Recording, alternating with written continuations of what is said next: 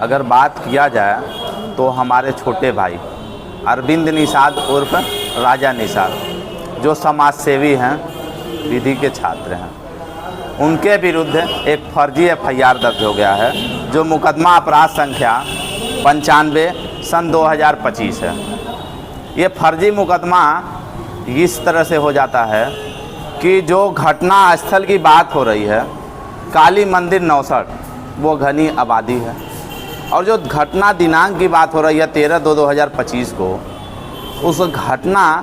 स्थल पे और घटना दिनांक को वहाँ पर पहुँच के पूछने के बाद भी क्लियर हो जाएगा कि वहाँ जो ब्लेम लगाए गए हैं, जो एक तरह से एलिगेशन लगाए गए हैं वादिनी द्वारा, जैसे बीएनएस की धारा 74, 76, 191(2) और 115(2), 351(3) और 352, 110 बीएनएस, ये जो धाराएं दर्ज है इस तरह से फर्जी हो जाता है कि जब अरविंद निषाद उर्फ राजा भैया उस वादिनी से आज तक न कभी फ़ोन से वार्ता हुआ, न कभी मुलाकात हुई, चाहे फील्ड की बात कर लीजिए या घटना स्थल पे, तो एफआईआर दर्ज होने की बात ही नहीं होती है। अच्छा, जो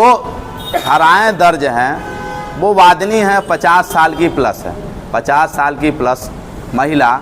और ये अपने आप में अगले को समाज सेवा करने के नाते, यानी किसी के कहने पे, किसी के प्रेरित होकर, अब कहने पे अगर कहा जाए तो ये जो पुलिस है अपने आका, काका, सम्माननीय, माननीय किसी के कहने पे एफआईआर दर्ज की होगी, क्योंकि जब यह घटना स्थल पे ना किसी स्त्री के साथ स्त्री लज्जा भंग हुआ, ना उसको मारा पीटा गया, ना ही किसी प्रकार के कोई इंजरी आई। इंजरी होती तो जो एफआईआर दर्ज है, इस एफआईआर में कम से कम नहीं पता होता,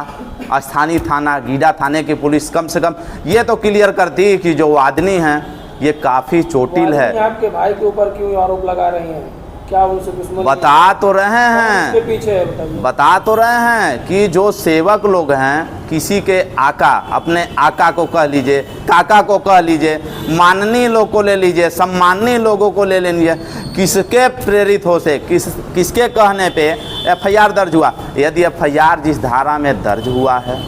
इसका अगर कहा जाए तो जो 110 बीएनएस की बात है, ये किसी को घोर गंभीर चोट आती है, गंभीर चोट में काफ़ी इंजरी होती है, उस इंजरी के कंडीशन में ये पता चलता है कि वो जिला चिकित्सालय में भर्ती है या मेडिकल कॉलेज में भर्ती है या कहीं है, लेकिन पता चल रहा है कि वादिनी के साथ साथ उसका परिवार भी घर पे नहीं है। तो ये कहा जाए कि जब घटना स्थल पे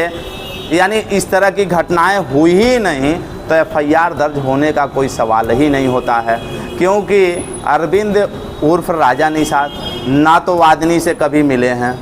न फ़ोन से वार्ता किए हैं, न कभी मुलाकात हुई, न किसी भी प्रकार का कोई संबंध रहा। मैं यही माननीय मुख्यमंत्री जी से आग्रह करूंगा कि जो एफआईआर है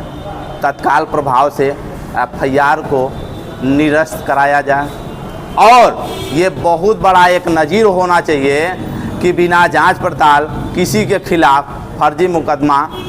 आगे ना हो। और साथ ही साथ ये क्रांतिकारी भाई अरविंद निषाद के लिए मैं मांग करता हूँ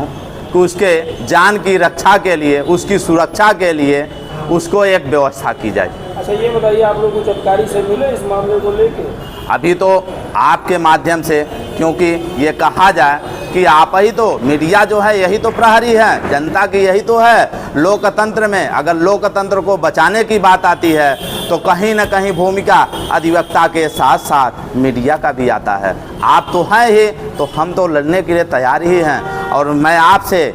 और जनता से और साथ ही साथ माननीय मुख्यमंत्री जी से निवेदन करूंगा, आग्रह करूंगा कि तत्काल इस एफआईआर को निरस्त कराना चाहिए, साथ ही साथ भाई अरविंद निषाद के लिए सुरक्षा की व्यवस्था करानी चाहिए।